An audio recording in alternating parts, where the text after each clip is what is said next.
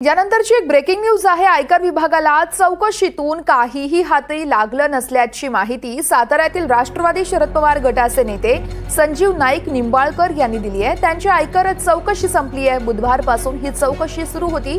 Govind milk या संदर्भात ही कारवाई केली जात होती अशी माहिती निंबाळकर यांनी स्वतः दिली आहे।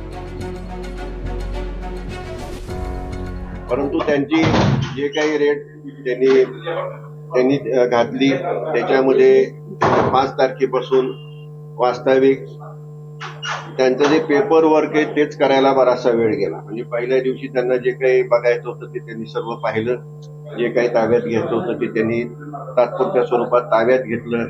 बँकेचे लॉकर्स त्यांना बघायचे होते ते दुसऱ्या दिवशी जाऊन त्यांनी पाहिले आणि हे सर्व झाल्यानंतर गेले 2 दिवस आम्ही पेपर वर्कच करतोय।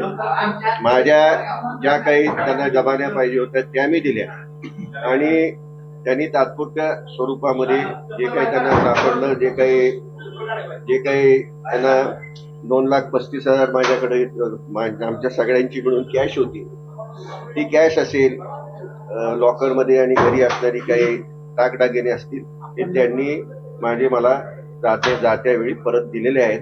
काही या ठिकाणी जप्त करून त्यांनी दिलेलं नाही किंवा डेअरीत सुद्धा काही जप्त केलेलं नाही, कुठली खाती गोठवलेली नाहीत आणि एकंदरीत आमचं कामकाज, विशेष करून डेअरीचं कामकाज हे अत्यंत समाधानकारक असल्याचं त्यांनाही त्या ठिकाणी दिसून आले आहे। समाधान व्यक्त केलं याच्यामध्ये आपल्यासोबत इतर कुणाची चौकशी त्यांनी केली।